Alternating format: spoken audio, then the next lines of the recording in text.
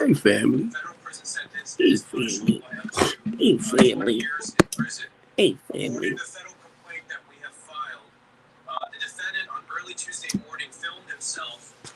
Modash. Okay. Okay.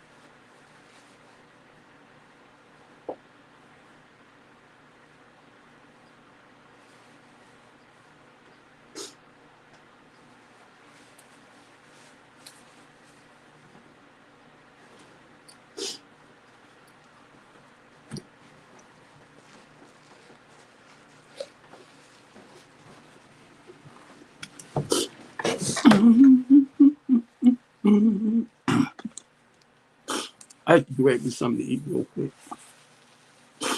Uh,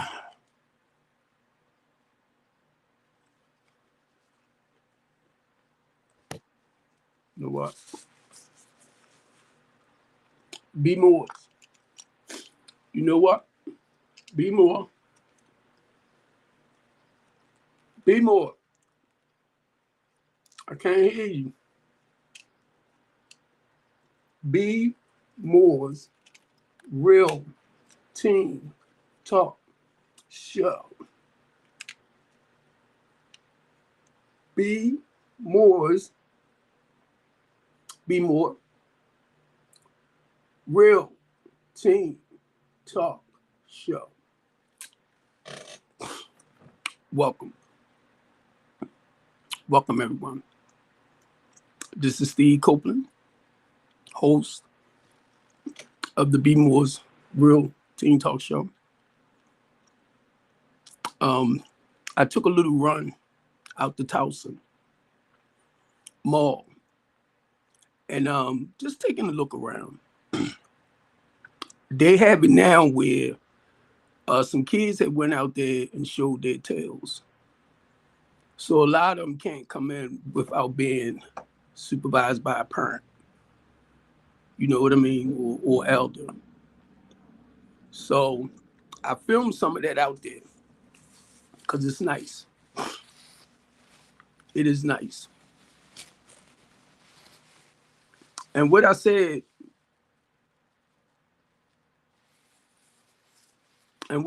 right, on top of that, I was reading the summary of what AI put up. This is Be More's Real Team Talk Show, Host Steve Copeland from Baltimore, Maryland. Community activist, community organizer, human rights advocate, homeless advocate, the Teen Talk Show, the Couch Talk Show. I restream broadcast, my Restream Broadcast Network. Thank you, Faith. My Restream Broadcast Network restreams the Be More's Real Teen Talk as well. So whenever I come on like this TikTok in Baltimore City, I'm restreaming at one time. And I say it all the time. To YouTube, to LinkedIn, probably now 3 of my Facebook pages, because I just made another one that was private, public. But I got it embedded in here, so it might be streaming to it. Let me see if it allow me to see it. It say update the stream key, but I'm gonna come out so it won't shut me down. But I'll do that. But family, I'm just the messenger. And I'm gonna tell y'all this. I said when I come home and God laid on my spirit, right? As far as towards our teens. Now keep in mind, I am a parent. Not only am I a parent, I'm a grandparent. Not only I done foster care in this process, okay? And I'm only sharing this with y'all because I was taught how to deal with children, mainly the ones that's not mine.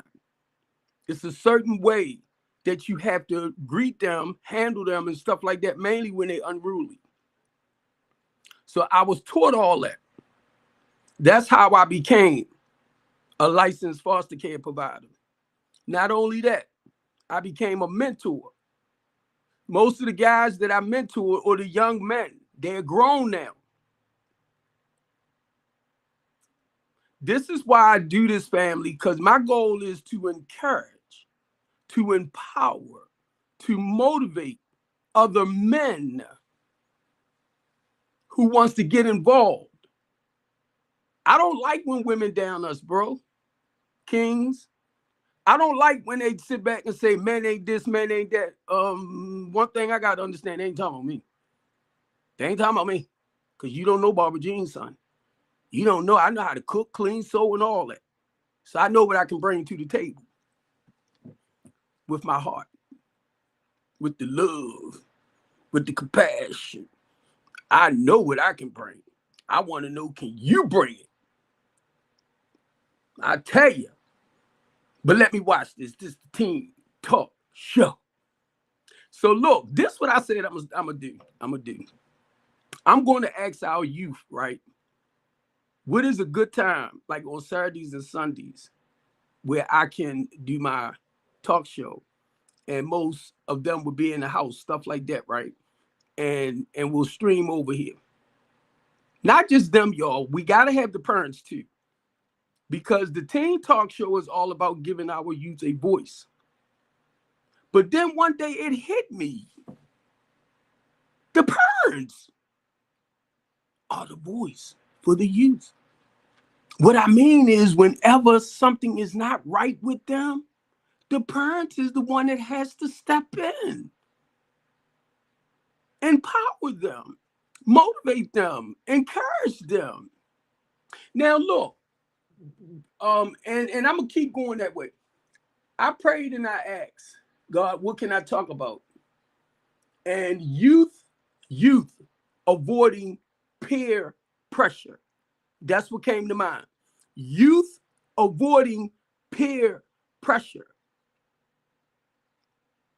I'm gonna say it again. Y'all can share that with your friends. Youth avoiding peer pressure. Because you know, a lot of times when our children not around us, and now y'all got me, I'm going back looking at my goddamn self. A lot of times when we're not around our parents and our friends are doing something destructive, we might not want to be a part of it, but we'll jump in it. Because we don't want to feel like we're chump or left out, stuff like that. I'm just using those words, but I'm talking about as a team. I wasn't like that. I came for the bullies. Mm-hmm. But look, the Team Talk Show. I'm gonna tell y'all, look at that video. I was at the mall. I was determined I was gonna sit in one of them chairs that do the massages and everything. And I raised back. I felt like somebody was walking on my back, my neck, my shoulder. I'm like, yes, yes, yes. Oh, this is the Team Talk Show. I'm sorry. I'm sorry. Man, I recorded it. But look, the first time, when I spoke the first time, I had to be honest with y'all. I said, I'm not going to talk the next time. Because once I did the first 5 minutes, I had to shut up so I can really actually enjoy the massage. You get me? But it was real nice. And I'm going to tell you, this lady came over with her children. They sat on the other side. She sat in one chair. And all of them, I was like, look at this. Only reason why I'm saying this, parents, before I get into this, I'm talking about to our older parents, right? Older ones. If you know whatever city you in, and y'all have beautiful places, take your kids to visit them. Like the malls, the shopping centers that they wouldn't normally see. We have plant areas where they cut bushes into like animals and people. It's beautiful. It's beautiful architect. It's beautiful. And I'm just sitting here and I'm looking at our inner city youth.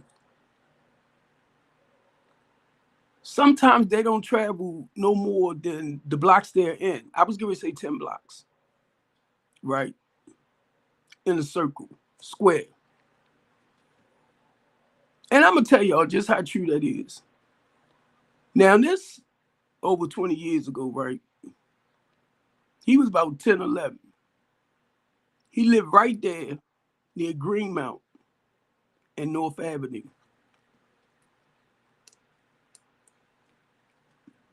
I took him to the McDonald's on York Road. Greenmount turns right into York Road. He thought he was in another county or something. And that showed me, family, a lot of our inner city kids and I was going to say seclusive community, marginalized communities. They don't get to see things outside of that. And I can completely understand why the behaviors are destructive. I can. Because guess what? I'm 64 years old, right? I got a truck. I got a Marta, my daughter driving it. So I've been walking places lately. I caught the bus today. And I told the lady, I said, this is the first time I ever caught the bus by myself in a lot of years. I don't know what God doing, man, to this. I don't know. I don't know. But it's blowing me away. Everywhere, basically, I go. As a retired tractor trailer driver, I used to deliver to most of the spots that I've been going to, tourist places, right?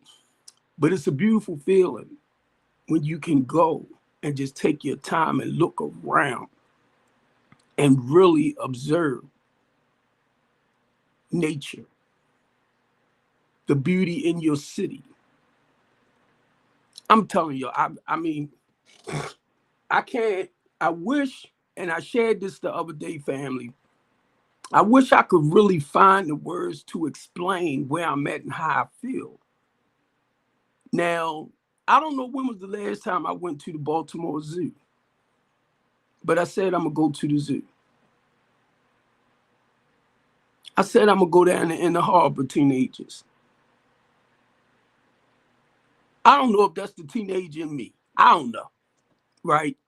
That's really observing stuff, because I never really had the chance to look at life like this.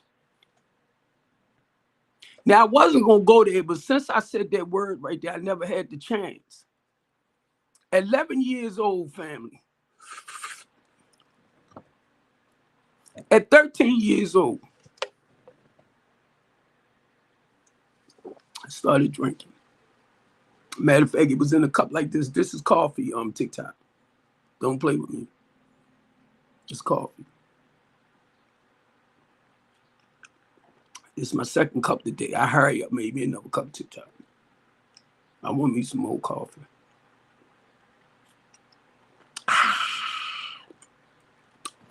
But look, what's up, Cam? Cam, what's up? This might be that kid in me, right?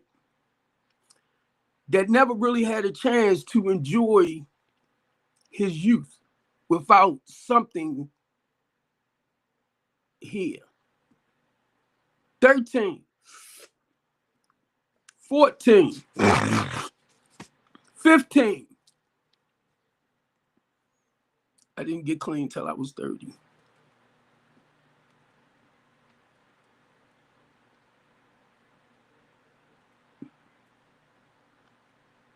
And you know what? That's probably what he's doing. That's probably what God doing.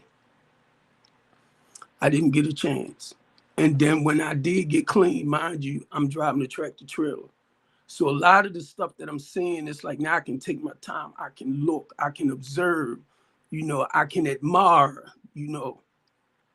And I said when I went to the mall, I was going to spend a little money, go shopping, right? But then I said, never mind, because I already ordered some stuff. So it's like, leave it alone. Because I know I'll start overdoing it, right? And I'm like, never mind. But look, and I'm watching families.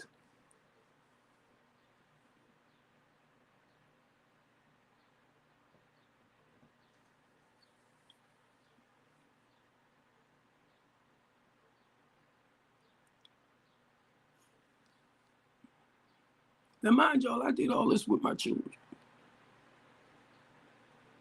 I did all this with mine. But it's a different Baltimore City when you can sit back and say, I remember this. I remember when my kids was that young. I remember this. I remember that. But now you're doing it for yourself. And I believe that's what God doing, teenagers. He taking me back to those years that I miss. I even went over to the Baltimore Museum of Arts. Drove past it 1,000,000 times. I even went through John Hopkins. Parents, please, I'm talking to you. See, my mother couldn't take me around like this.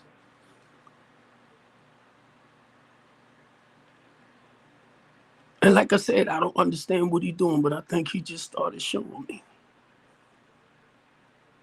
Those years, Steve, that you didn't have the chance to enjoy your teenage years without being under the influence of something. Your young adult years in your 20s without being under the influence of something, parents. One day, I'm now, mind you, I'm clean. I got 33 years clean, fam. One day, I took a good look at myself, Baltimore City, and I realized I never really had a chance to live my teenage years through my teenage and 20s because I was using. So I'm just saying it with a clear mind. Dealing with trauma. Mama had to work. She taught me basically everything: cook, clean, sew, all that. I had to be an adult before I was an adult.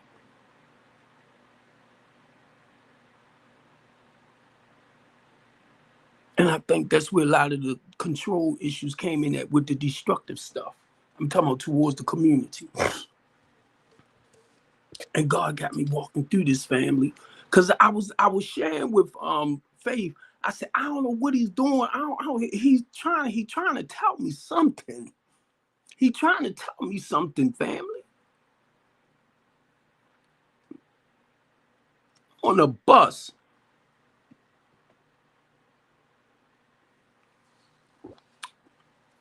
I'm looking at how the bus is designed now.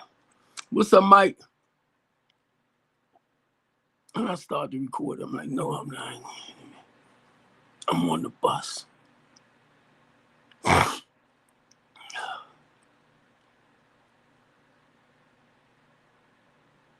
I think I'm saying it now. I think I'm saying it, Mike.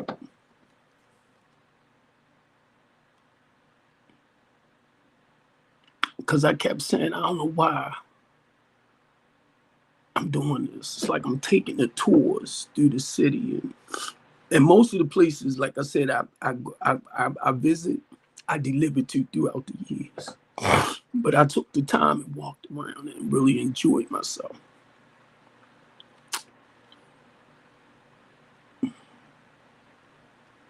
And when I sat down, I thought about this. Parents. There's a lot of beautiful places we have around in Baltimore City. Some of them might be a 20-minute ride, a half an hour ride, something like that, right? And take your children to visit other areas. Get them out of that environment for a little bit. Because let me tell you this, if they never traveled to like Jamaica, Cancun and all of that, Florida, all that, you take them somewhere in Baltimore City into a different area, they're going to think they went to Cancun or Florida or something like that. I'm telling you. I'm looking at this stuff, family. When I was young, I couldn't see this. And Mike, that's why I kept saying, what is he doing with this right here? Yup. I said, I'm going down there too, Mike. Yup. Down by the pier. I'm sorry, y'all. My heart goes out to our children, right? And I'm talking about the ones that really don't have a chance to experience the beauty of life.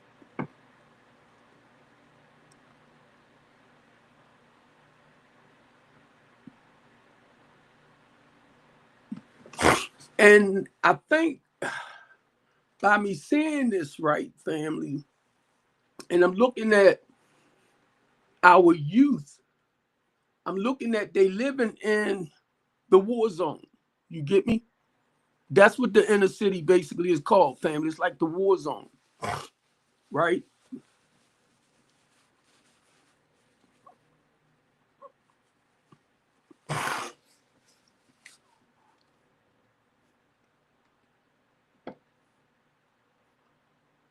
Thanks, Mike.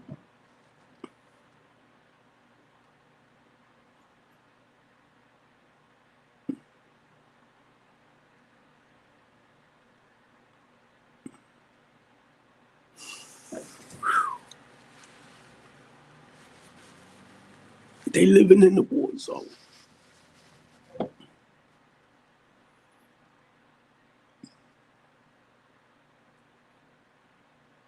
And you know, being a community organizer, I don't know if I'm still with Community United. I am, but then I don't. If they need me, I'm here. But being a community organizer, right? Each month in the community, you have a meeting for the community, like safety in the war zone, harm reduction in the community of color.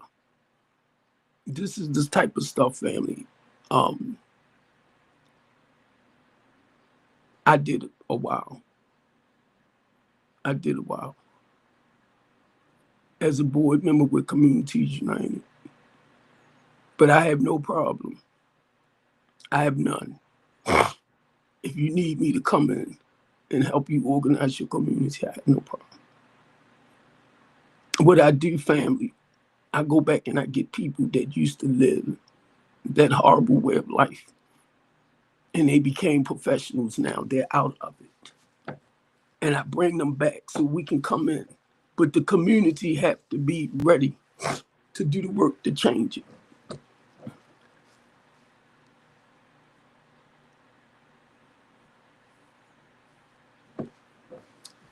Mike said it's terrible how the young kids today follow these bad ways instead of building their own path.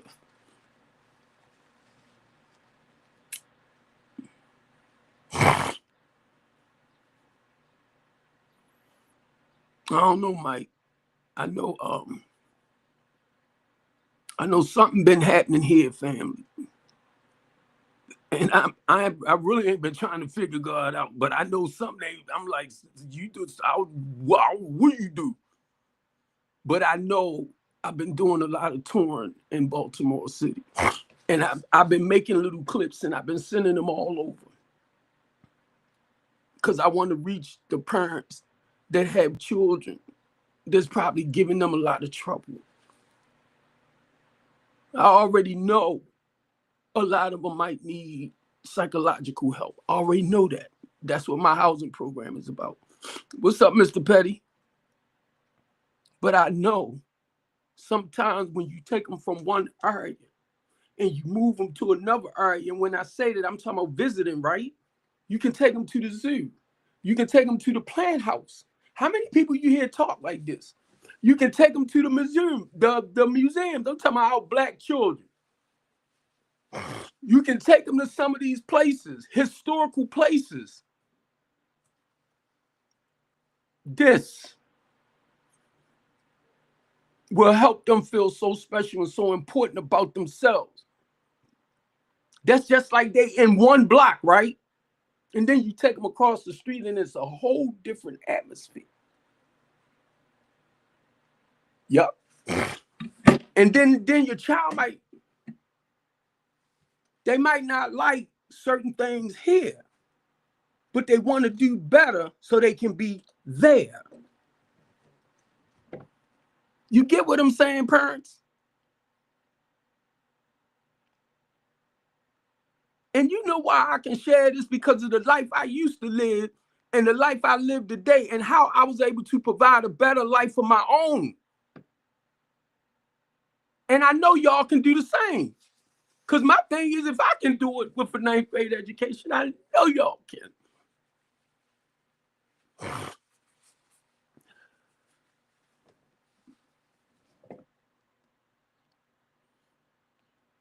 I didn't have nobody to encourage me, empower me, and motivated me back in the days, family. Parents, we can do a lot better today. We can do a lot better today. There's a lot of programs out here. And I'm talking about in Baltimore City. It's a lot of programs for troubled youth. Those are the main ones, Mike, that I want to work with. The troubled youth. The ones that people feel like don't want to turn their lives around. My thing is give them here. Give them to me. I know how they feel.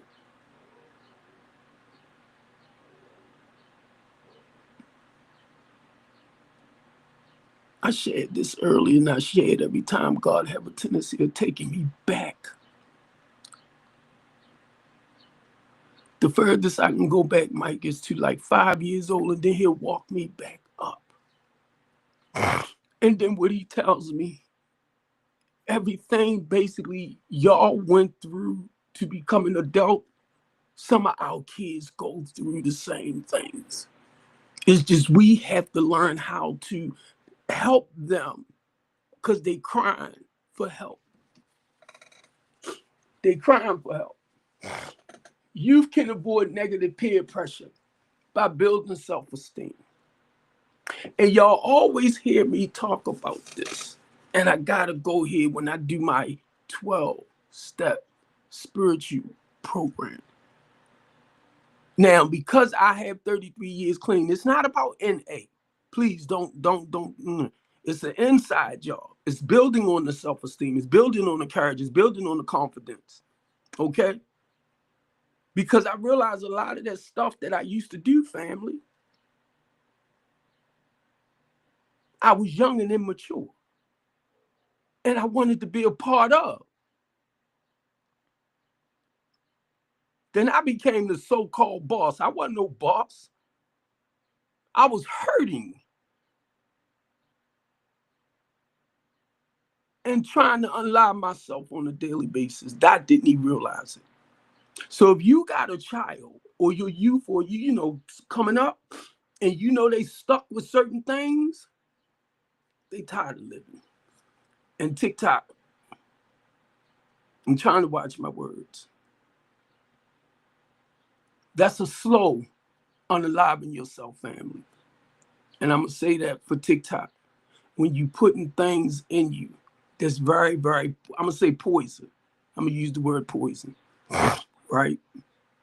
With the smugs and all of that. It can be unhealthy thoughts. It's poison. It's poison. Now, see, the good part about that, with me, family, understand I experienced this coming up. I did not want my children to go through what I went through. Thank you, everyone. Will start to be a follower. I know, Mike. That's why I look at my children, Mike. Oh God.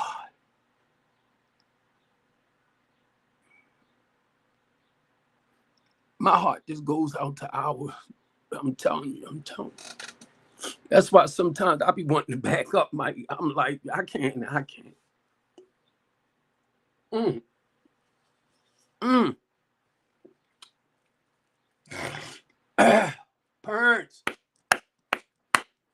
Parents, when I say giving our youth a voice, and then it hit me. Y'all are the voice for the children, for your teenagers and all that. Because you got to listen to them. If they look sad, they look unhappy, talk. But you got to make them feel comfortable. If they don't trust you, they're not going to talk to you.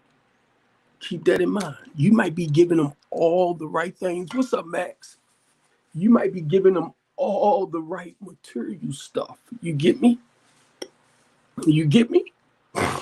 But that love, that hug, and baby, blah, blah, blah, blah, I don't give a freak how old it is. Make them feel special. I'm 64. My father ain't been around. I don't know if he living or gone. I said if he was still living, he would be about 88, right? If he want to find me, he can find me. I don't know why he stayed away. But I try not to worry about it, parents. Keep in mind, family, I did not want my children to feel that pain of their father not being in their life. They can't never tell me, Dad, you wasn't here for me. I'll be like, you better stop playing with this one. Because I'm telling you, I had to flip it. So men, because I know most of the time it's the women with the children. Please, mothers, don't use your children as a wedge between you and their father. It didn't work. I don't care how, I was a crud bar. Let me tell you about me. But I'm just saying this. Excuse me, family. I'm just saying this for encouragement to let y'all know. Let's stop. I'm talking about even if it's a father that has the children and keeping them away from the mother, stop. Because I'm going to tell you, listen to this 64-year-old man. Now, I know my mother. I don't know my dad's side. So I know my mother's side. Listen to what I just said. I know my mother's side. So part of me feels missing. Where's my father? You heard that little boy right there? Where's my dad? A part of me is missing. So when you look at your child, listen to what I'm saying. When you keeping him away or he's staying away. Because I want you guys to hear this too. Yeah. Because guess what? Somebody told me some years ago, they said God will step in and fill that void of that parent being gone. He will be that father. He will be that mother. This was they telling me earlier. I'm like, yeah, right. Whatever you say, blah. Whoa. It worked. Because let me tell you all this. From time to time, I'll go back.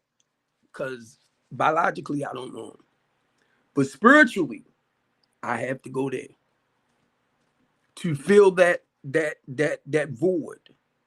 That's why when you hear me talk about my 12-step spiritual journey, I'm steady talking about that spiritual connection inside. I'm talking about that spiritual connection. I had to go inside and get to know Steve, get to love Steve. I had to go in. I mean, my mother taught me morals, values, and principles, right? But now she wasn't there unless she wasn't working. But I watched my mother take care of 7 children by herself. It was rough, I'm telling y'all. Y'all know. But look, let me Be More's Real Teen Talk Show.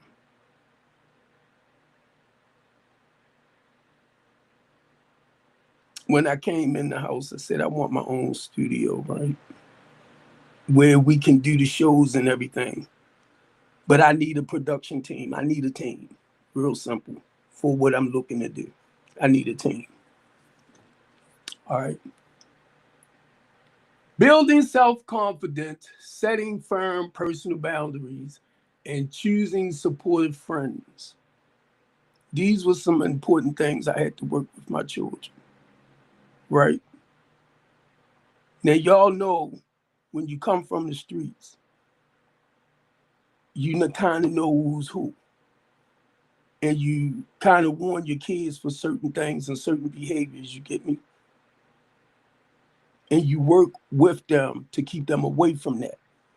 So for us family, little Steve started playing soccer when he was about 4 or 5.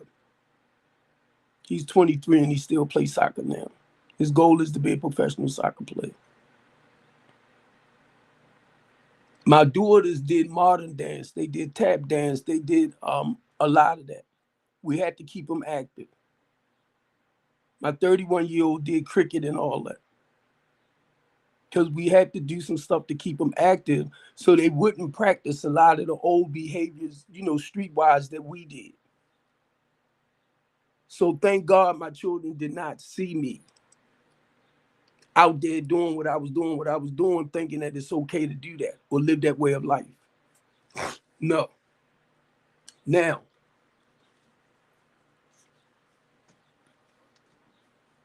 when it says building self-confidence, right?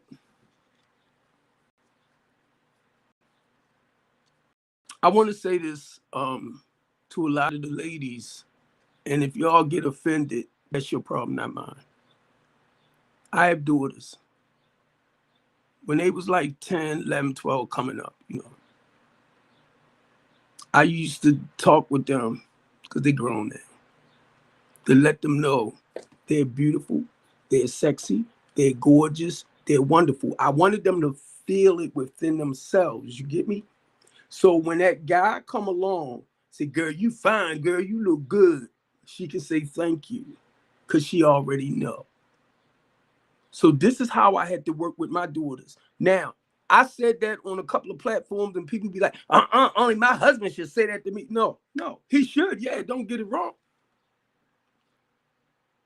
Matter of fact, you should already feel that inside about yourself.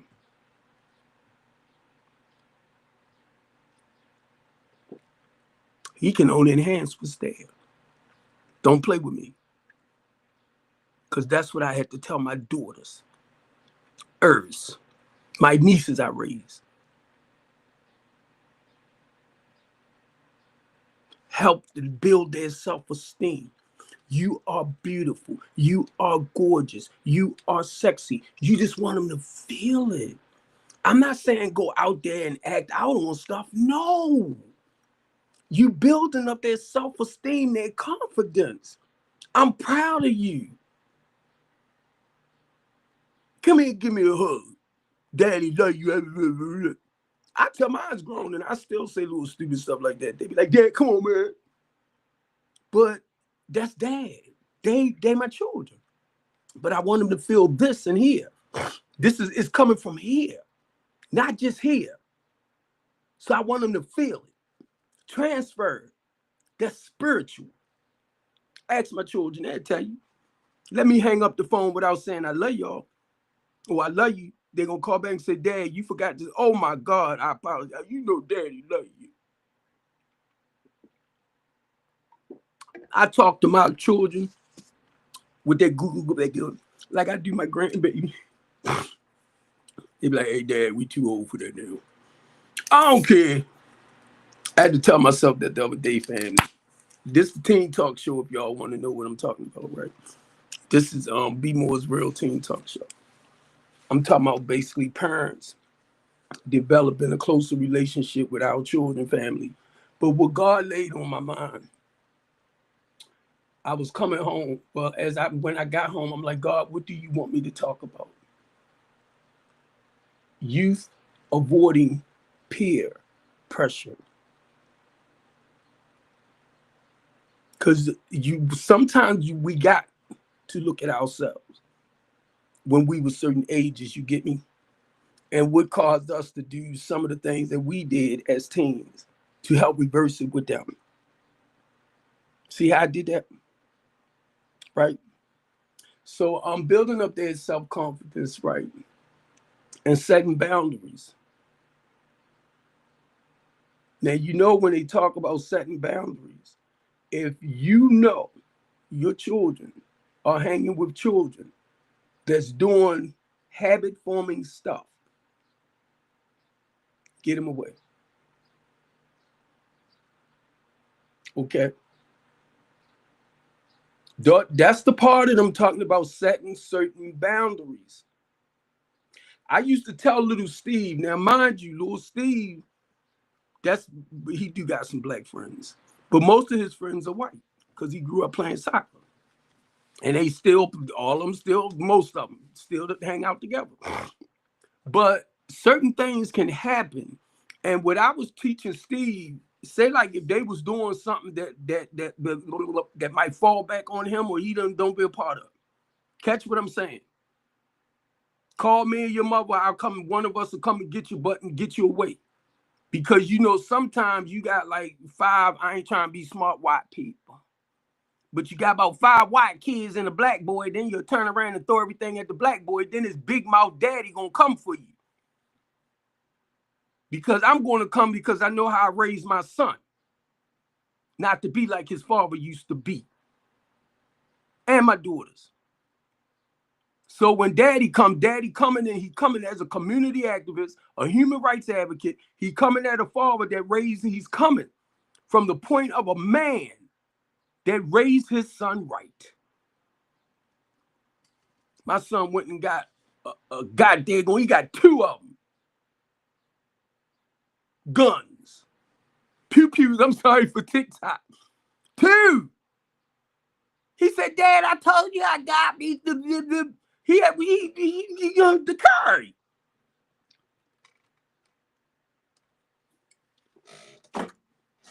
Now, Kofi, I'm all right with that, right? Because guess what? He got more self-control and discipline than his daddy had. And he went and did it the right way. Come on. and God had it in his car, in the holster. I was shocked, because I ain't grow up like that. I'm talking about B Moore's Real Teen Talk Show. I'm talking about our children. I'm talking about when I was in the streets, family, I was just illegal. I said, I'm going to get me a legal one. I can get a legal one. I can get in government. Wait a minute, I got to clear some stuff up. But I can get into government facilities and all that. Because when I drove tractor trailers, I had hazmat, so I was able to get into certain places that some people couldn't go because of their criminal background. But I'm just sharing as parents. I raised my kids totally different. No, I'm sorry. My wives and I, because I have my oldest daughters by my first wife. And then I have two by my second wife, and I had two stepdaughters that I raised. They my daughters, right? So I'm just saying that, family, because I thank God, 33 years I've been clean. Now, January the 26th made 36 years. 33, I'm sorry. And know what? Thank God they never seen Daddy doing what he used to do. Because what Daddy done in the street during that time and during the time I got clean early on, when they did come along, you keep away from the household. They ain't got to worry about it now. I ain't got to worry about it. But look, in the process, family,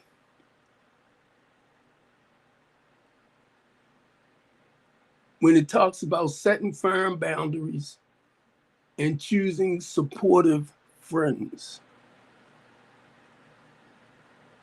I don't worry about little Steve, Sion, and all of them that much. I know stuff happens, don't get it wrong. But I don't worry about them for the life that they live. Like I want to, like I care about the ones in the city that don't have the opportunities or don't know where they're at to do better things. And basically, I got to go back to the parents. No matter how I say the Teen Talk Show, giving our youth a voice. The parents are the voice. Mainly when they're underage, where they can't actually make decisions for themselves, and you have to do it. You have to get them the proper help.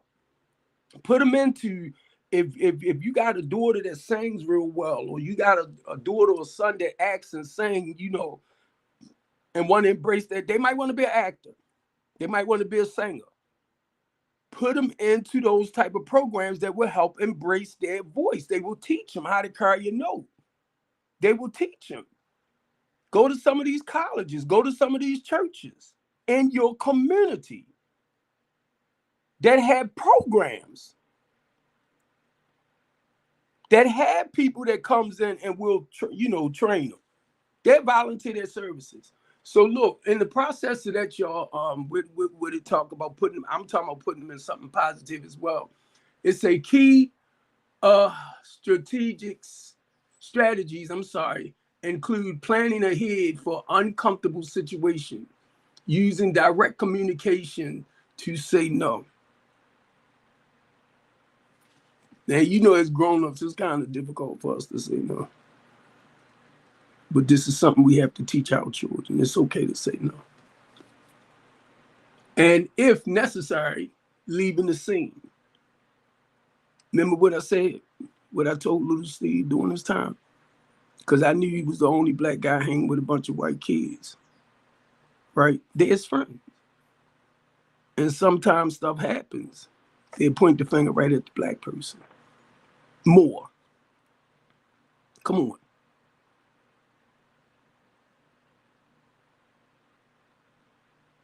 And see, when certain things happen like that, I don't know how to shut my mouth. Mainly if you come from me. I don't care who you is. Mainly when I know I didn't do nothing wrong. Because that's not my goal. So when I say, when you come for me, your badge, none of that bothers me. I know you got a job to do. If you're a politician, I know you have a job to do. You're a businessman, I know you have a job. to do. So you're no different than me. But today, I don't live nothing like I used to. And I'll throw it at you to let you know, this is a changed man right here.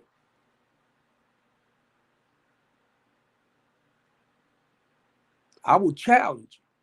And sometimes, family, be honest with y'all, Baltimore City, and y'all know me. I had to learn to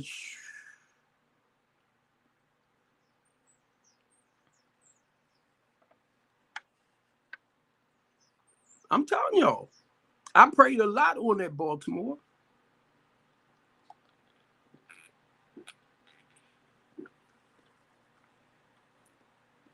Certain things I just don't play about.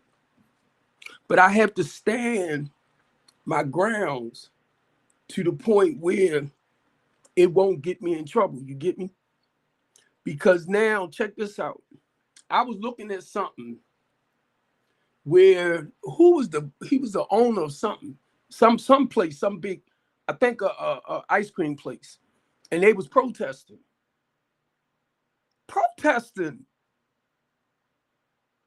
and they locked him up. They violated his First Amendment right. But then look, they put the handcuffs on him, and they took it back off. I don't know why I'm getting ready to say Jerry's ice cream.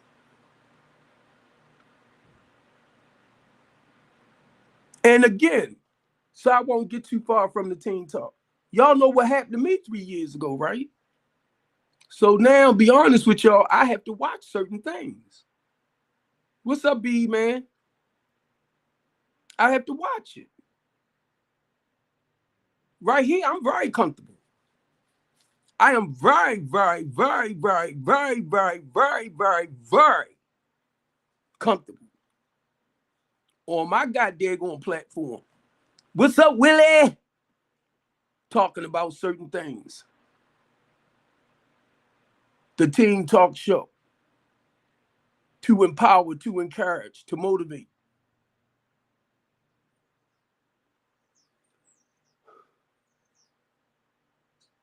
Teaching your children how to say no and leaving the scene.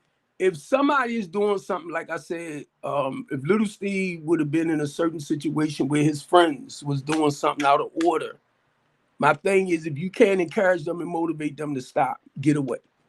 Leave it. Because like I said, most of his friends, because he grew up playing soccer, they are white. And you know they will nail the black one. But you know, Baltimore City, because of who I am, you touch my goddamn son. You give a freak who you is. Well, I ain't coming. I ain't all that. No, not like that with this. I got to go to Fox 45 News, 11, 12, 13, go to the moon, and these people, blah, blah, I raised my son, blah, blah, blah. They be like, get that big mouth bald head, get his teeth. Nah, I'm just, look, seriously, family. I'm saying this right. I'm so proud of my children. And I tell little Steve family, and I'm talking to our parents. What's up, Alex? Little Steve is my superhero. B man. I tell little Steve, boy, thanks, bro. You know. I ain't messing with you, Will. But look, little Steve is my superhero, man. I mean, I tell him all the time, I said, man, I'm so proud of you. I want to be like you when I grow up. I wanted to call him the other day, right? Even though, you know, Daddy's 64, I was going to call him and say, boy, you know I'm 46. I'm younger than you. Stop, Will. Tell me you miss my you miss my when I used to have braids. Stop, Will. You know my hair braid. I mean my hair started. My shape up was going back here. And one day, what's your name, daughter, right? She grown now, right? She's about 14. And she teased me about my shape up. Well, she said, yeah, that's why your shape up all the way back there. I wanted to kick up her little butt. She grown. I be picking with her sometimes. I said, remember when you was about 14? And after that, I went and got my hair cut. I cut my hair. But when I cut my hair, Will, I thought about that movie where that big white guy was on the floor. They was in prison. I'm trying to think of the name. It'll pop in with Red Fox and no. With come on. Well, I forgot the name of the movie, but they was in the prison. And the guy was on the floor, the big bald head guy. And when I got my hair cut, I thought about him. I was like, oh, hey. But the movie it was Richard Pryor. Oh, why something like I got you sucker popping in? I know you do. I know you do. Will said, I know you from the floor tech. When I first got clean, I started working for Centennial One, a black-owned company.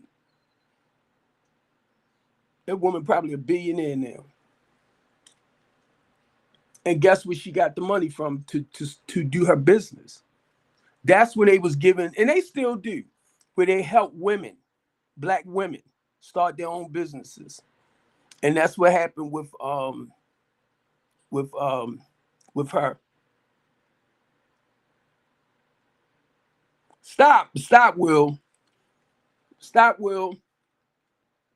Will said, look, Will said, I remember Midlife Crisis and that Gangster Stevie and Young Girl phase. He ain't lying. He ain't lying. Hey, Will. And I'm going to tell y'all something, family. I have grown a lot. Now I'm 64. And I normally date women half my age. But back in the days what Will was talking about, I was dating them like 18, 19, 21, stuff like that. I was a lot younger, but I was dating them. I was old enough to be their fault. They didn't know I was that old. And I'm going to tell you something too, Will, because I'm just laughing about it because Will over here messing with me, family. Will, I was thinking about dying this, right? I said, you better not. Because my biggest fear, Will, I die this, I might start running again. And then go get my teeth and stuff. You can't tell me nothing. Come on. Stop playing, Will. Look, I'm telling you, that's why family. And I'm going to tie this right here, right? Because Will and us grew up together. Yeah, I ain't dying it. I kind of like the way it's coming in, and I shape it myself. But the point is, you know, I had to keep reminding myself, boy, you ain't young no more. You ain't young. 64.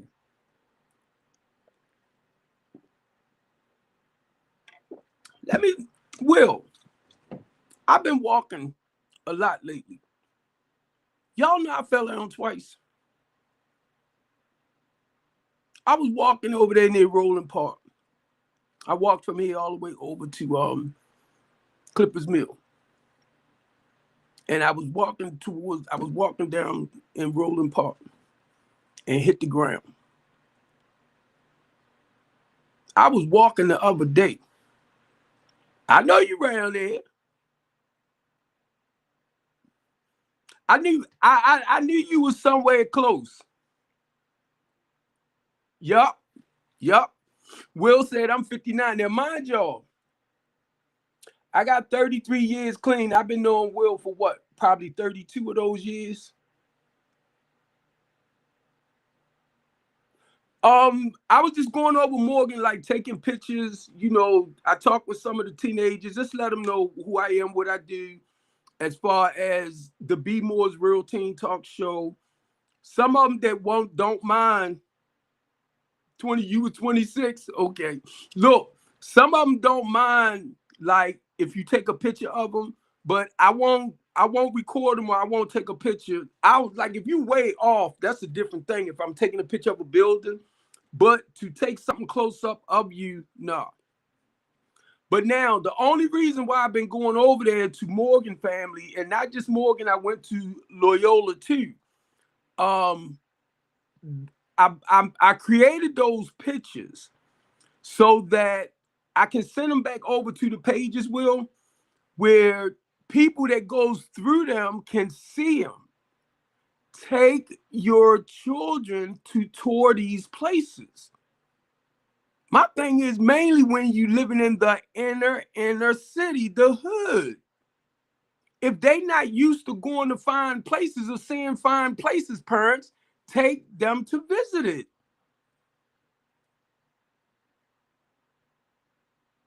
You can look up the history of whatever place you want to take them.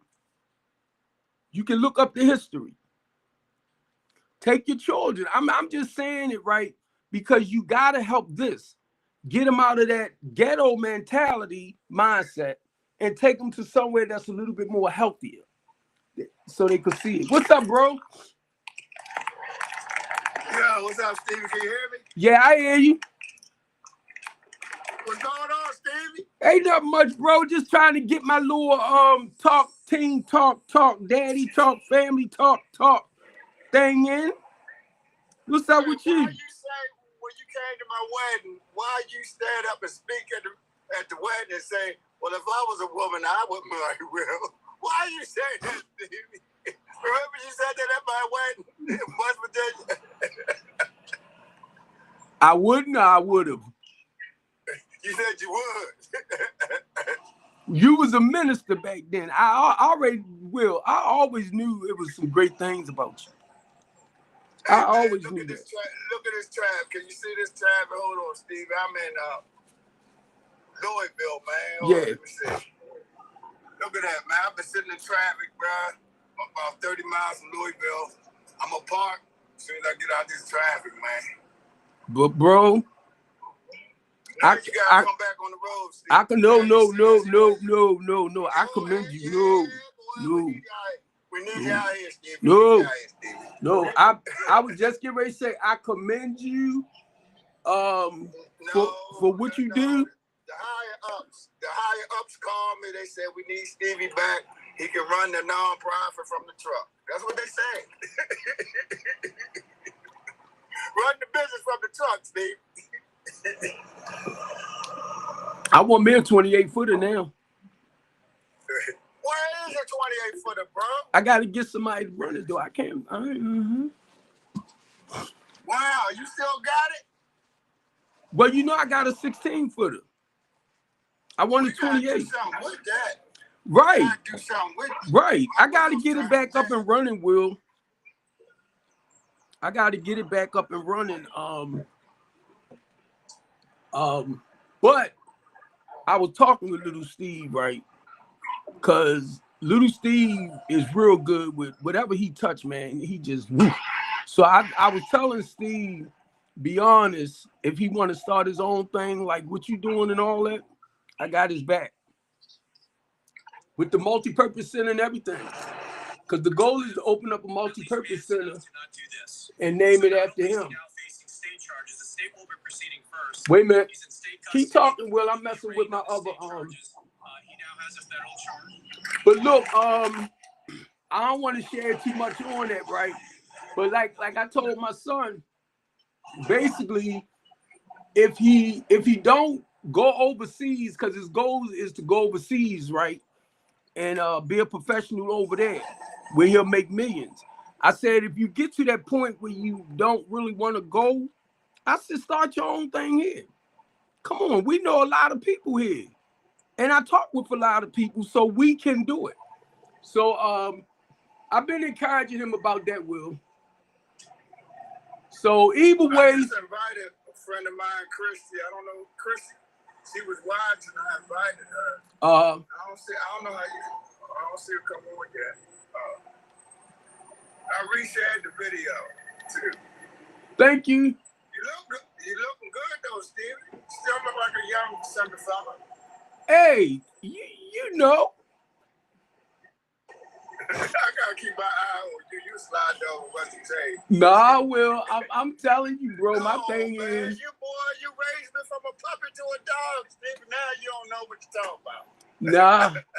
nah. My thing is, Will. I ain't trying to be that person I used to be. You get me? Now I thank God, man. I remember almost everything you told me. Before 30 days for you sponsor me, you made me call people. I had to read who, what, and how every night for 30 days. I can remember the first step we did off North Avenue, them apartments. What's the name of that street? Down there, I met you down there. I remember honesty, surrender, acceptance, humility. I remember all that, the principles. I remember I was robbing stores. I didn't know I was hurting nobody. You had to tell me, well, you was at the laundromat. I said, well, you hurting people.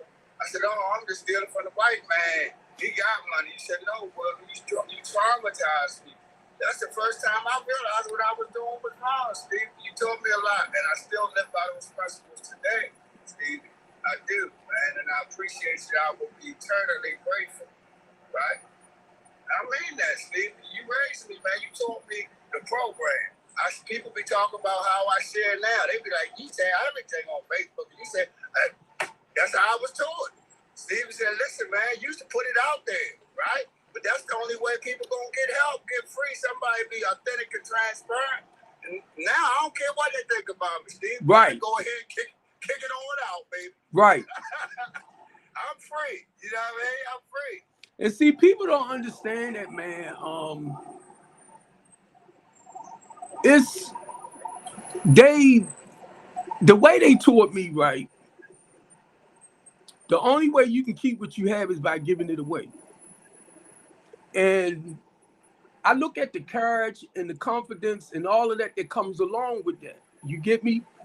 And that's why I keep looking at Steve.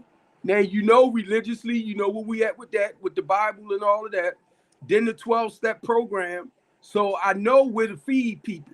Because some people is not into scripture. I might have to come at them with my 12-step spiritual program.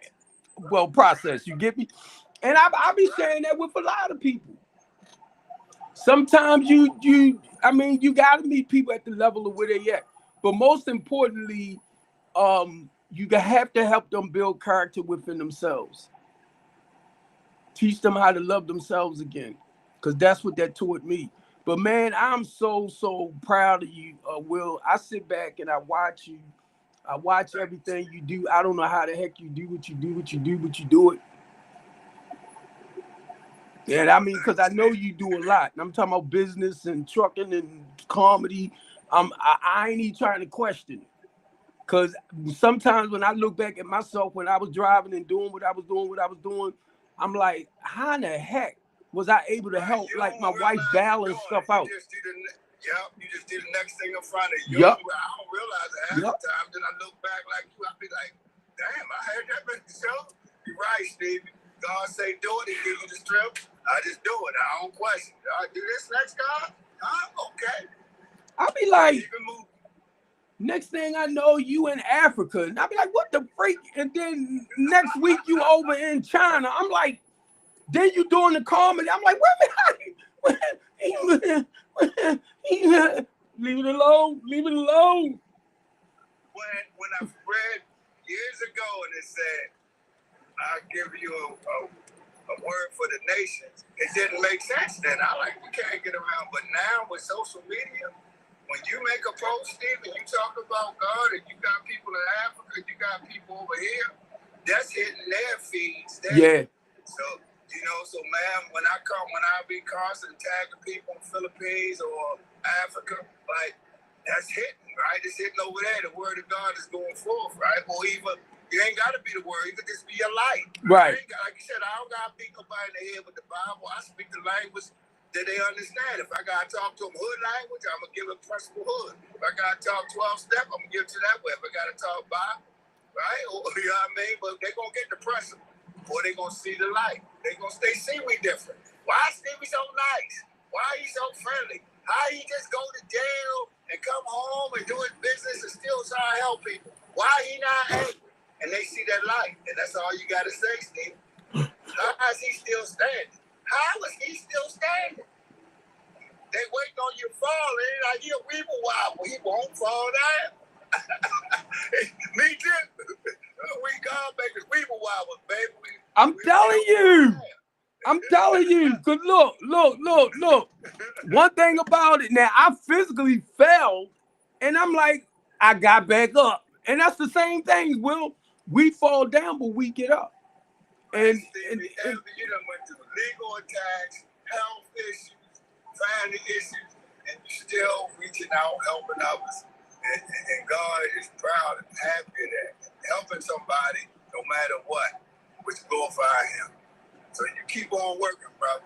Yeah, baby. When you got no hair, gray hair, cornrows, dreadlocks, just keep working, Steve. bro, I got best with you, Steve.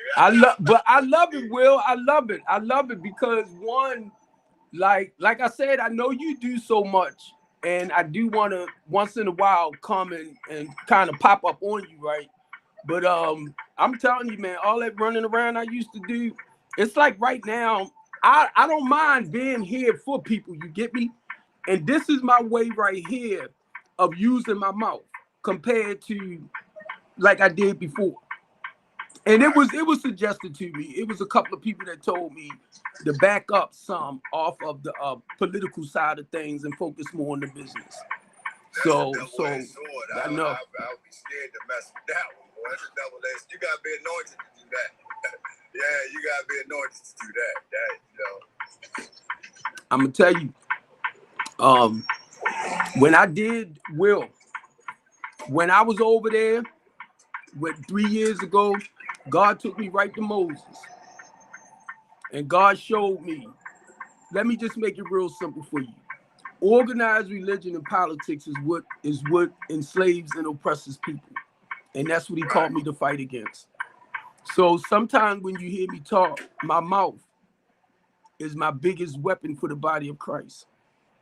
As far as I'm trying to encourage and motivate and empower his people. But I know it starts with the mindset, Will. It starts with the mindset. You got to get rid of that stinky thinking, right? That's why, Will, that's why I love you, bro, because I'm telling you, I watch you fall. I watch you get up. I watch you succeed. I watch you get better. I'm like, but you talking about me. You is a big inspiration for me. Well, thank you, brother. I'm telling you, because look, the whole thing about it, and Will, I'm going to say this to you because you know me and you can go real deep. Ain't too many brothers that we can go gut wrench level about certain things. You know what I mean? And that's one thing I love about you too, man. And I'm not just you, all the men that I sponsor, man, because I'm looking at like Man U. I'm looking at Man U. He doing all right. He down in North Carolina, doing the he be trying to get me to come over with that little Bicon stuff. I ain't down with him. He into remember the light-skinned dude from New York? What was his Terry? name? Huh? Terry? Yeah, what's up? I don't know. I haven't heard from Terry in years. But I know every year, right? Me, it's 6 of us. Me, Man U left, but he'll come back up. We will meet a week before Father's Day. Charles and all of us will meet and go to like a pre-Father's Day dinner downtown. You talking about Charles from Recovery House? Yeah, Charles Carver. Oh, that's right, Charles. You was with Charles before he did all that other stuff. Yeah. Oh, yeah. Man, you're right. Yeah.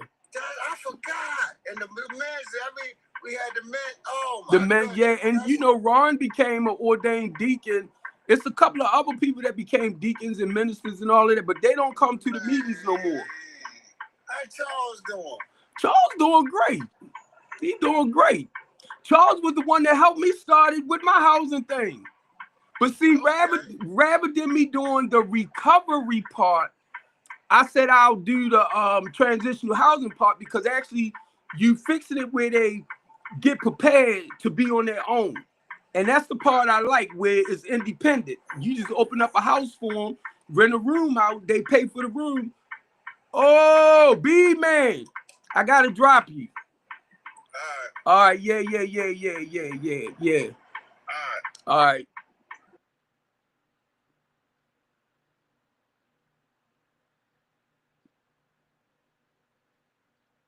All right, family. I had to drop Will.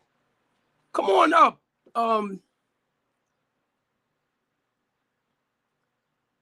Yeah, they sent the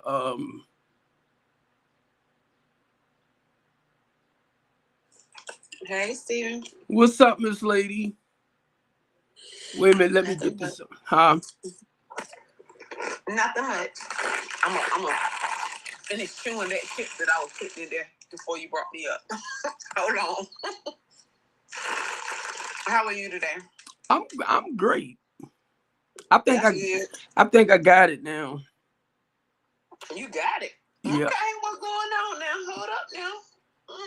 Remember I told you I don't know what God is doing with this right here, and He got me like going to these places and stuff like that.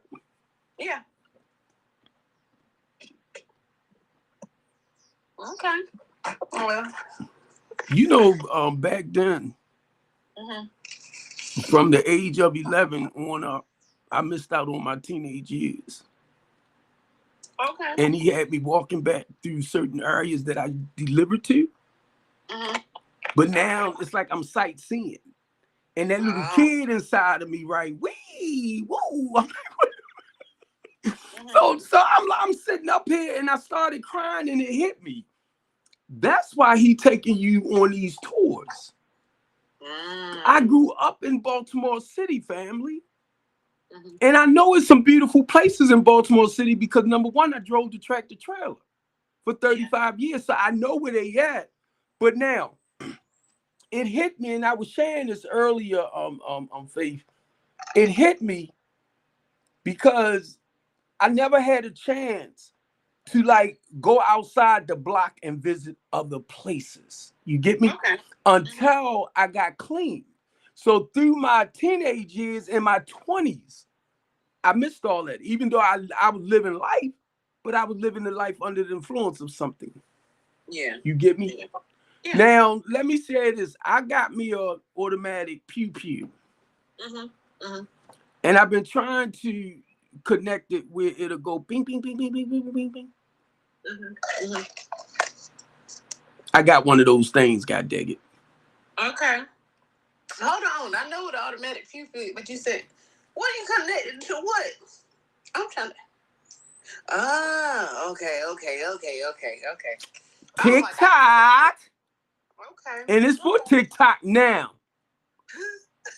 So you can't throw nothing up there. What's up, Ron? I miss you, nephew. So I'm sitting up here trying to see how you do it.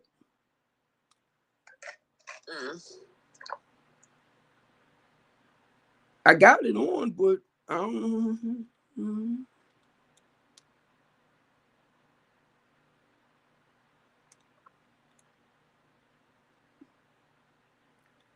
I'm gonna have to read back up on it. I was gonna call you in action.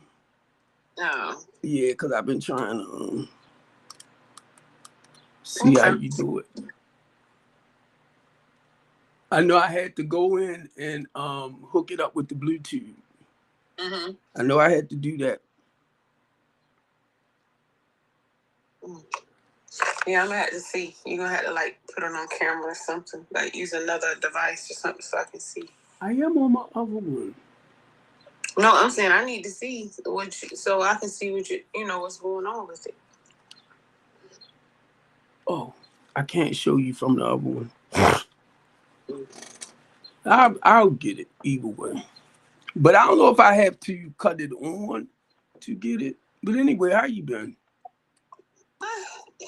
Been up here fighting. Stop. How everything go? Cause I tell you this, you After that phone call, you ain't even let me know what happened. Oh, You because there ain't nothing happened yet. I'm still fighting. I've been sending letters and emails and everything. So, but it's something took place because of one email I sent, right? And then they called me about 15 minutes after I sent the email. So, hopefully, this week everything will be in order. Start to work in order. yeah, because I know I was just listening to you, right?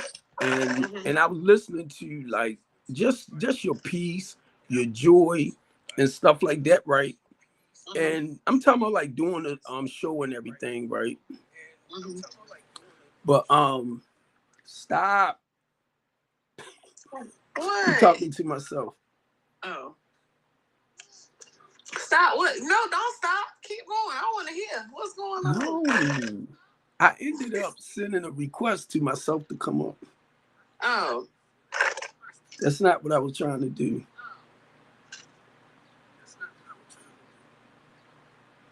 But please talk to me because I'm trying. No, I don't know. Yeah, it's like I said.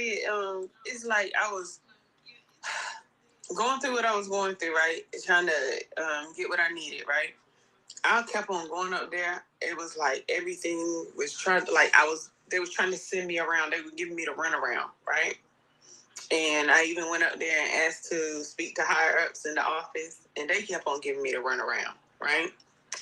And then I said, oh, okay, y'all got a boss. I know how to send an email. You know what I'm saying?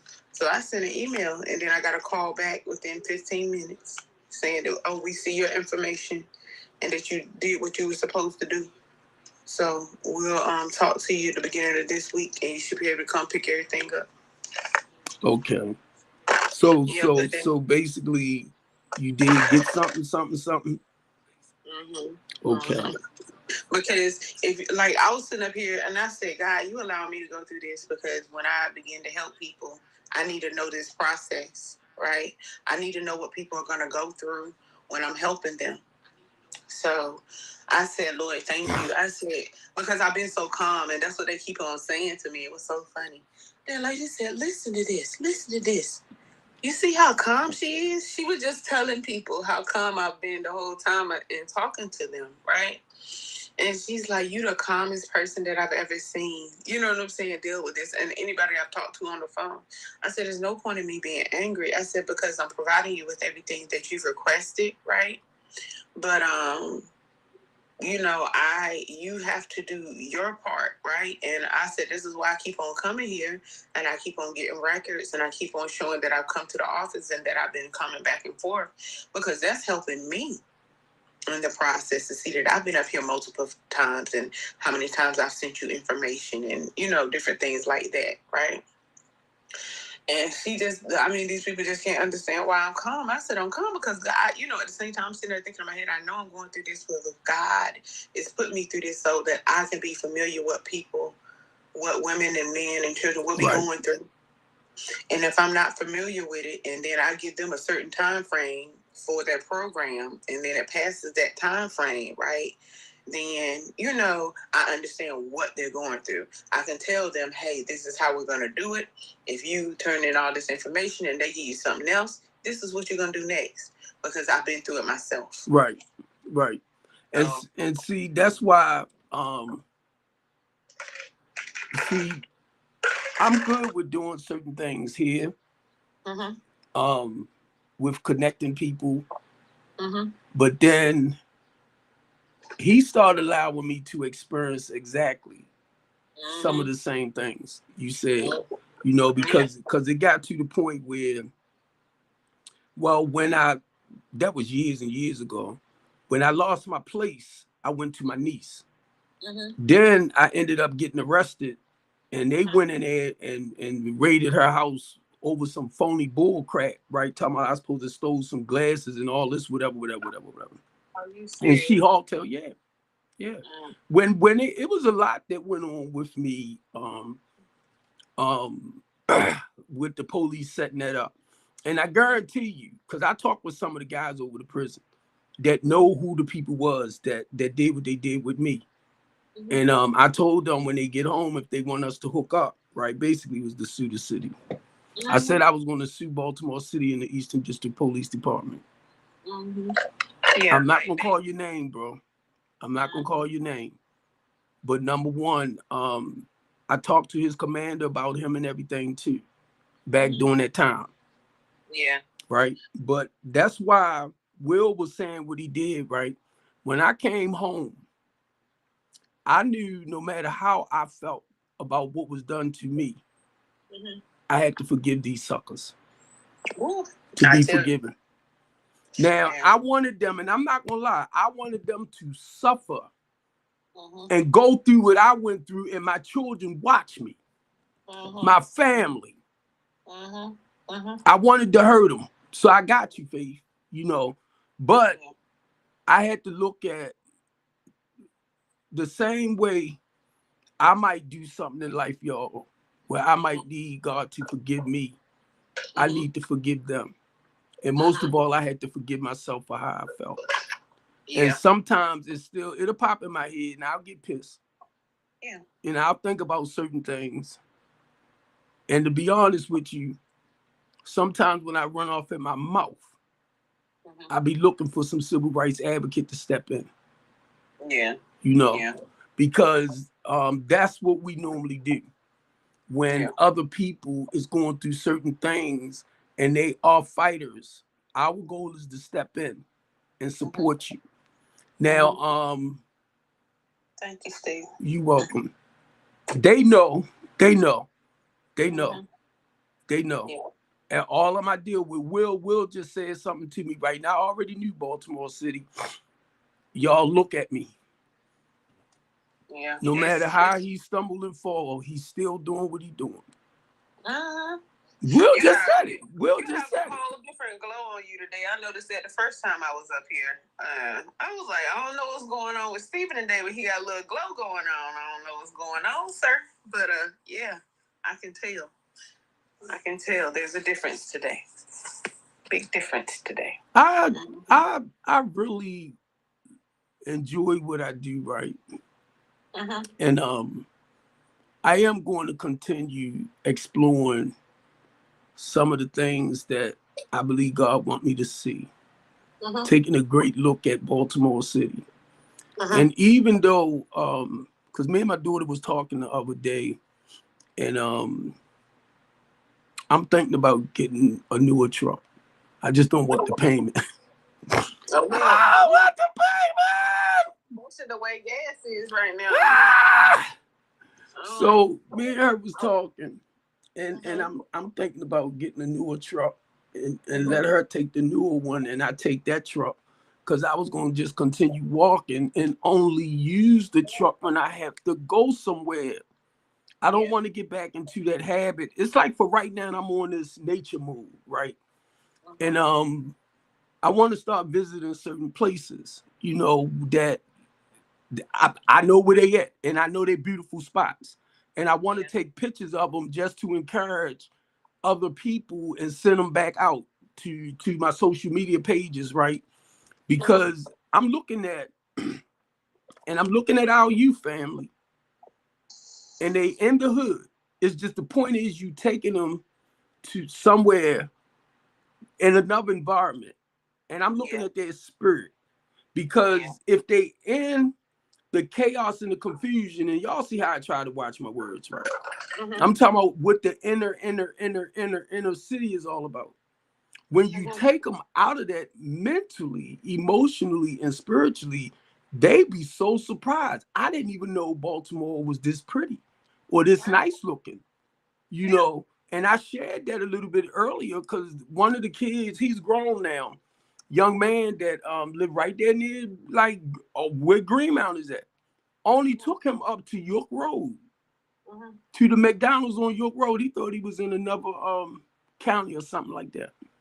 Oh yeah, it's a lot of nice areas, like See, because where I'm at right now, just walking through, my daughter is like a culture shock for her, right? But it's just like, okay, babe, we've been in all different, stages of life and stuff like that, right? So I can adapt to my environment, and then God is always with me, okay? So, yeah, but then if we go to another side of the city, then you'll see a whole different area. It's quiet. It's and so... Yeah, I've learned, but I can always adjust to where I'm at because my environment doesn't control me. I control the environment where I'm at, and I make the change. Right. So, yeah, like, walking up here and just walking back and forth, doing all of that. Yeah, it's a total change. But I love to walk anyway. But I just haven't been doing it out here, and stuff like that. So. We walked to the store the other day. She loves that. She loves to have that. They got 16 stores in walking distance around here. But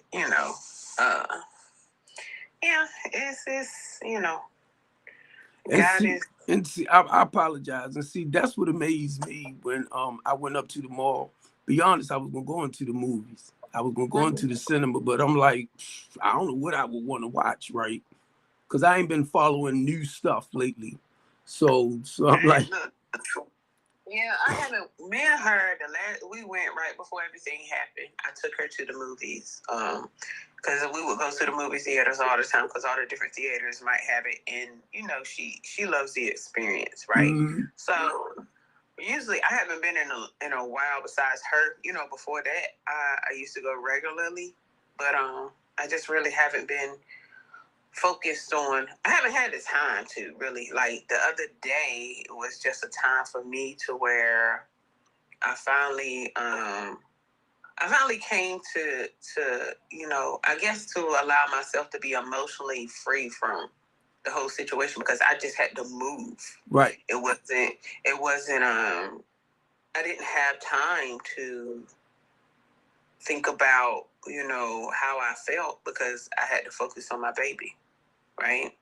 And then I had to focus on what God was telling me to do. God kept me in motion to allow me to not, I guess lash out, in a sense, right? Mm-hmm. But the other day, I was able to just let go and really say how I felt. And that was another way. I was like, man, this feels good because I was just like, and then even the questions, like the other night, I was, on the other night on C-Trey's Live, right? We were talking about relationships and how we look at people now and how, different things like that. And they're like, well, when you go in a relationship, are you going open to trust them or are you going to be guarded? And I had to sit back and think about it. I said, you come in open. I said, because if I'm coming in guarded, then I'm not being my true self. And I said, how can you get to know somebody if you're being guarded? And I had to sit back and think about that. I said, wow. I said, I'm still... I didn't allow this to change myself, who I am. I didn't allow this situation to change me. I might have been, I'm going to look at you real crazy now because, you know what I'm saying? Like, and I think I'm just getting more focused back on to just getting everything together and doing what I need to do. Mm-hmm. And just getting back in the gym. Like, that's my main thing. I done found a gym that I like because that's my way to, my favorite thing to do. And just trying to get everything situated around me and get everything in order and continue to maintain and do what the Lord tell me to do and how he told me to do it. Because I know he didn't. Like I said, I know he didn't put me in this place for, it's always purpose. It's purpose within everything. And right now, it's just, I'm just like, okay, God, I got to get, I need this, I need that, I already know you know my needs and you know the time that, everything needs to be done and what I need to have to be able to make sure everything is done on time. And things that I've prayed for, he has he has given me, just reviewing stuff the other day. It took a Tuesday talking to the group of women, right? Because I'm sitting up there and I'm looking at them. I'm just like, these are all successful women and they all doing well, but I'm the only one sitting here with nothing. And I was just like, this is crazy. Like, I'm sitting here. I said, Lord, you surround me by these women who have, like, they lack nothing.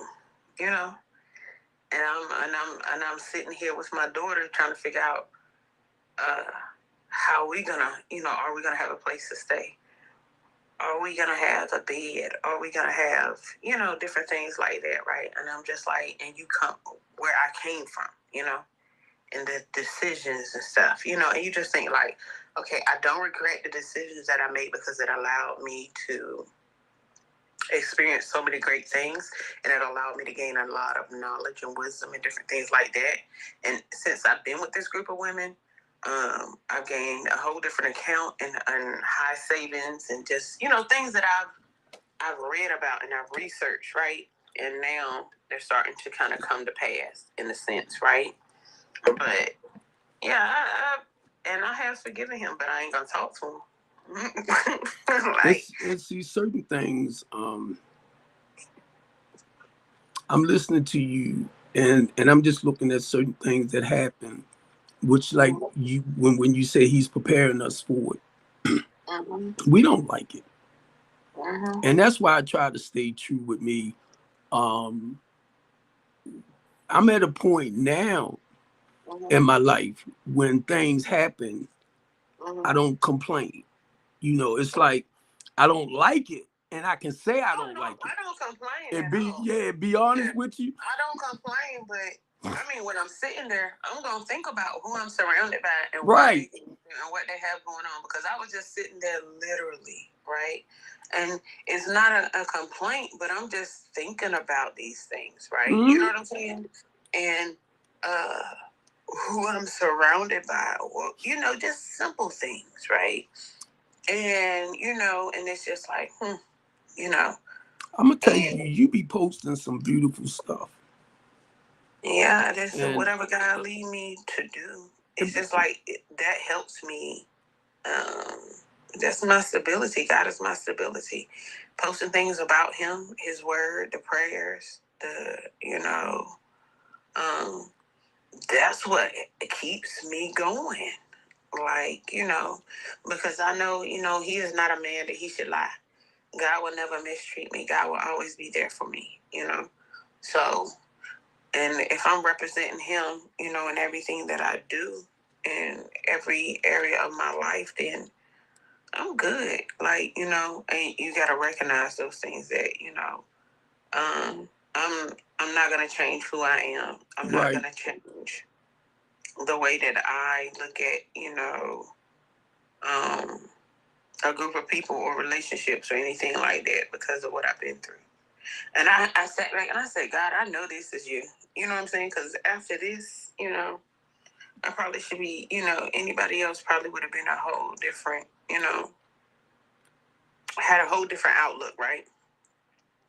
But at the end of the day, it's just me trusting Him and doing what He says. Yeah, because I be looking at your stuff, right? And I know a lot of times when we put stuff up, we only put what's like on our spirit.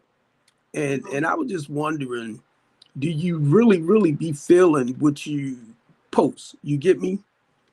Yeah. Whatever God puts on my mind, it'll be something, Stephen. It'll be something that I'll think about, or something He'll allow me to hear, or I'll be in the Bible, or I'll be reading a book, or it's just sometimes just God will just talk to me. I can sit and just be in a room, and I can sit and have just a wonderful conversation with God. I just sit there and be quiet and just listen to His voice and just sing and just praise His name and just, be happy with Him.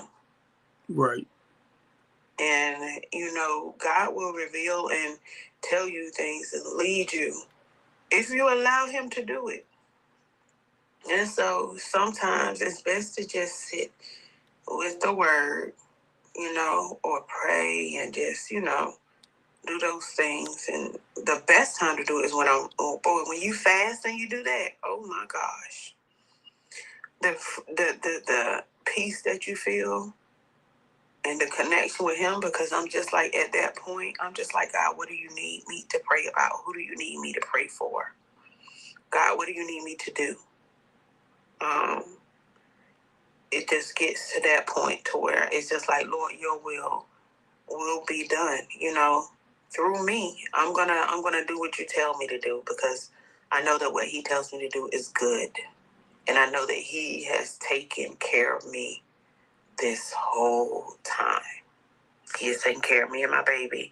He's provided everything that we have, we've needed, we didn't, and he's been here and helped me through this whole situation. There's no time that you can't tell me that God is not here for me. Uh-huh. Yeah. So, and then he still got me talking to other people. He'd be like, tell this person this, say this to this person. God will use you. So, yeah.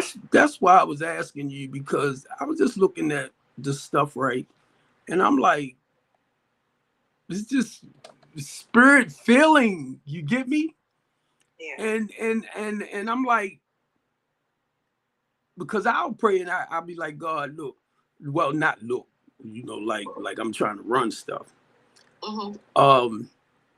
I'll ask him to put on my spirit what he wants me to talk about, right? Mm-hmm. And I know you the same way. And that's what I'll do. I'll start sharing what he lay on my spirit, right? Then I might turn around, because we'll start out one way, and I think I heard you say that too. Mm-hmm. We'll start out with talking about a certain thing, and then we go over here. Yeah. I think the other day when not the other day, I think I heard you say that one time on your platform about how, and we do it a lot. I don't care where you at. We'll start here on the topic, and next thing you know, we all the way in Africa. But it's bringing it back. You get me? Yeah. It's bringing it back. Like, if I need to say something, or if God tells me, if he puts it on my spirit, if you don't tell that person or you don't do what he says, then that's on you. I'm not holding on to something that God told me to let go. Right. Because you have to do that. Now, what they do with that after that is their choice. That's why we have free will, right? But I'm going to do what the Lord tells me to do, because every time that he's told me to do something, that person had an opportunity to be blessed and to walk into a different place where God is trying to lead them. Mm-hmm. Knowing that he's using me to give that person that opportunity, whether they choose it or not, that's a blessing. He doesn't have to use you. You know what I mean? Like, he can pass by me and go to and get the next person, right? But I'm blessed that he chooses to use me to do those things, right? Because he could have used anybody. You know how many people on this earth that are made in his image could use, but he chose to use me. I'm happy that he sees me, sees enough value in me to use me, to even say the words from him. I'm grateful for that. And I'm really proud of you. I am. Because I know firsthand basically what you're going through. And I know, because of you being one of the chosen ones, right? I know how we go through changes. I was going to say, I know how we go through struggles, right? I know how we struggle. I was trying to watch the word, make it sound a little, whoa! And then it was so funny because a young man came on my live. His name is the other day. And I was just on TVD. She's trying to learn how to use the application and stuff, right?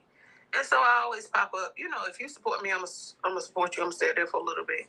So then we start getting to talking, and then he got up there last night, and then he started talking, and he started saying things that I've been through. He said somebody to be like this, and I'm sitting here like, man, I ain't never. I just met you last night, and you sitting up here talking about the key words that you're saying is everything, part of the things that I've been through, right?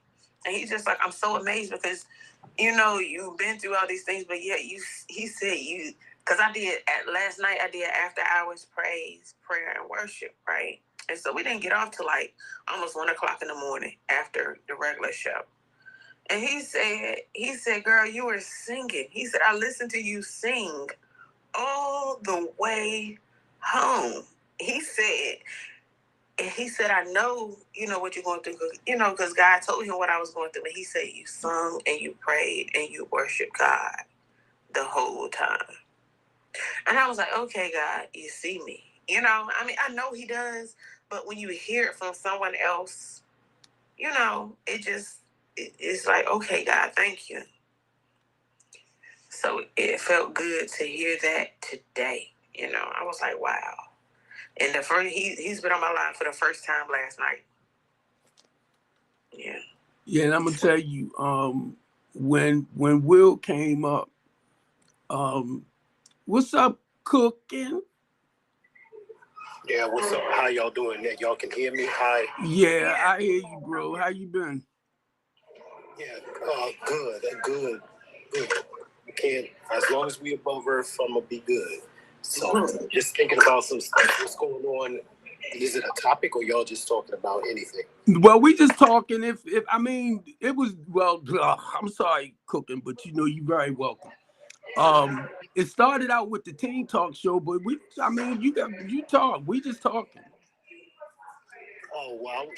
Yeah, because she was talking about some faith, working through faith, I believe. Yeah, You was talking about some faith work, somebody you was working with. Yeah, that's always good to see something happen positive from TikTok, because we always focus on the negative, and it'll stop you from wanting to get on the app sometime when you hear all the negative all the time. So I'm always proud to hear somebody having some positive interactions and some positive feedback, or excuse me. So yeah, I be it happens on my life. I be seeing you. I be like in the hallway, right? I think they call it the hallway. But anyway, I be coming over there. It's the people, bro. It's the people, Cool. and I commend you. Oh yeah, nah. My life is totally different because I got Right. too many different types of people and Right. too many challenges. It's like watch the throne. Everybody got to challenge everything you say on there in some kind of way. And I'm like, well, it's a kaleidoscope. You know, this isn't just one way of thinking about something. I'm not pro-black, so don't tell me nothing about no pro-black stuff. You know what I'm saying? I'm pro-American. Right. Want to talk about that? Yes, and I'm pro because there's no black country or black, no. Anyway, I'm gonna get that's a whole other story. But anyway, and then now, so that's one of the problems in my life, that we can't have a conversation without it turning into, well, this and that. And I'm like, bruh, I'm not trying to do that. Right. You know what I mean? So, and then because our money. What are your topics mostly about? Well, my latest topic has been like, just, do you think, what if you think failed black men, or, things like that, and how can we, what do you think about, like, is respect earned or deserved? That was the topic I had. Mm-hmm. And a lot of people say it's earned, and I'm like, well, if your parents don't earn your respect, do you still respect them? Mm-hmm. Okay. I was like, well, my parents got to earn I was like, that's crazy. I told them that's crazy. Yeah. Your parents are your parents. You cannot take that from them. Now, Right. You don't have to deal with them if they're toxic. Yes. But your kids have a right to know your parents, a relationship with your parents. If you don't block your kids, I know people who like, my kids ain't never. Nah, I would never do that. Mm-hmm. You know what I mean? So that's one of the topics. Sorry about that. There's some noise in the background. I give it to sound like you working with a bunch of kids over there. There's, I'm over the library, and it's the public library, so you know how that is. What? But yeah, so it's like that's one of my topics. Respect is a big topic on my panel. And etiquette towards each other, teaching your children, talking to your children.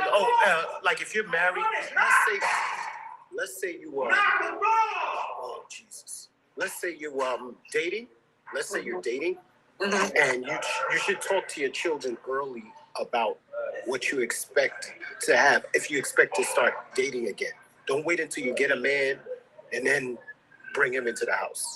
Mm-hmm. Oh yeah, no. Because then it's like Yeah, you talk to them about that type of stuff early, so they get a feel of what mommy's gonna do, and mommy needs company, and daddy needs a wife. You know, you talk to them about that stuff early.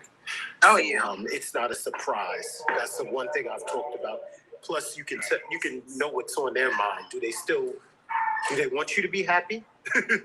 Yeah. Because the kids should want you to find somebody. They shouldn't be getting in the way of you finding a mate. Yeah. So those are like some of the topics I've brought up myself, as well as what good advice have you gotten from your father? What good advice have you gotten from your father that you would pass down to your children? Mm-hmm. So it could be mother too, but I said father because I never heard anybody. I very rarely heard anybody say any good advice they got from their father. And I used to be like, y'all don't think about that sometimes? Like your father never sat you down and talked to you or something like that? Or you never asked him or what's going on? So I know mine was my grandfather. My grandfather was I'm a grandfather's girl. That's why I know how to work on cars and change tires and brakes and alternators to this day. So yeah, and having a good male figure in your life makes a difference. And not inhibiting a child from being in their father's life or having a positive male figure, like that annoys me. I don't understand why you would want to separate them from their father, because they need both sides. And it's already enough to deal with to not have them in the same household, but you do that's crazy. See, I was talking about that a little bit earlier about the mothers. Because, well, y'all already know most of the fathers are not in the house. But the thing is, whatever you got going on with you and the father, stop putting your kids in the middle of it. Oh, yeah. And that's one thing I can say. Now, my older children, okay, they made the choices, right? And you know how they did. They chose to not be there. I would put my kids out there, hey, come get your baby. You know what I'm saying? But my youngest, I can say that we have a great relationship. Like, it's to the point to where he just knows what to send every month. I don't have to take him to court. We have to, because I don't like that. I don't want you in the system if you don't have to be, right? But I should never get to the point where I need to beg you for something. And he understands, as long as I don't have to beg you for anything and you make sure that my baby's taken care of and we swap and we do what we got to do, we're fine. Because why would you want another black man in the system? No, I don't want that. I was put in the system, and I went down there and laid them out. Because when I went, I told them this. I raised her 2 goddamn kids. Mainly before mine came, and still take care of them. So basically, what the lady explained to me, she said, Mr. Copeland, because she came down here first. I got that. Right, once she said it, I felt a little better. But look, she was getting a nice amount each month. And my kids would still call me and ask me for stuff. And one time I said it. I said, I give your mother money for y'all, and it ate me up inside. Because you can't put a price on your children. So no matter what, I knew for a fact, which was great, she gonna make sure them kids are all right. Real simple. She gonna make sure they all right with that money. No matter what, she gonna make sure they all right. So I knew that one.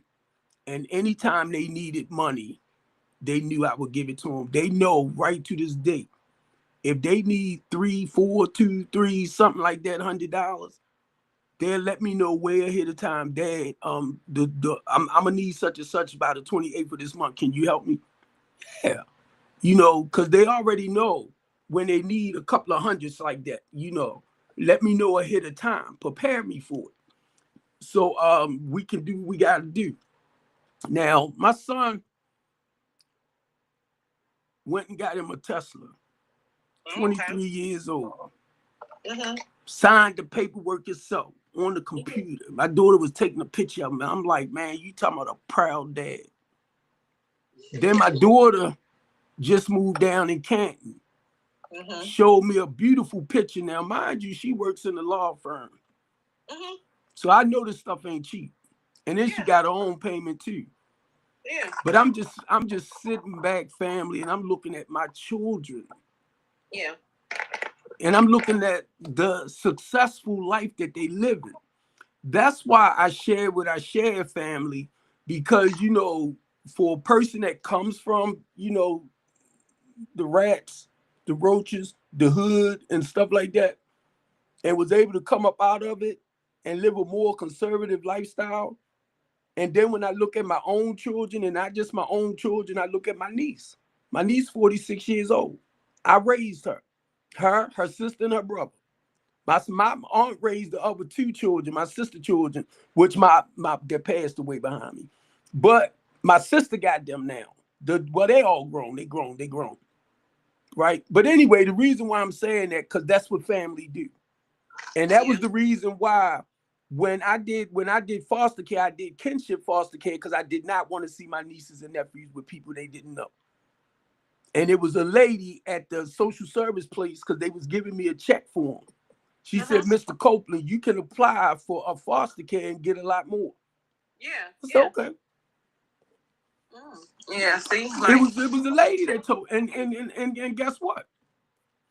The goal, and I'm not rushing things now because I see the work that really needs to be done. If it happens, God knows I'm preparing for it.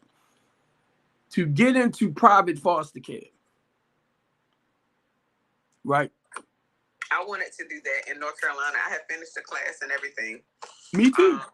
I took that because I was looking at the amount of children that are in the United States that need, you know, a stable home, and that most people will go for babies, just depending on what they need, or younger children.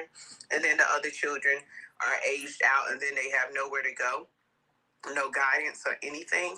And so then that leads them into, you know, a lot of troubled situations. But I researched a lot of different things. So and I want to say that. Come on, Belafonte. I was looking it up for the prices for, I don't remember if it was adoption or foster care. I can't remember. I think it was foster care. But it depends on what state you're in, how much you get paid. Because a lot of people do it as a business. Right. Yeah, because it's a good job if you're retired and have the time to watch the children and you have time to be home with them. Whereas if you're working and all of that, then you can't really watch them and be, you know, respectful. And there might be some nervous things, some little things you don't know, or you know. But some people do that as well. And you're right. Autism is very high right now because of the autism and all these other things that they're dealing with right now. I'm pretty sure there's a lot of children with conditions that people, you know, neglect to adopt due to that. So there's a lot of things that I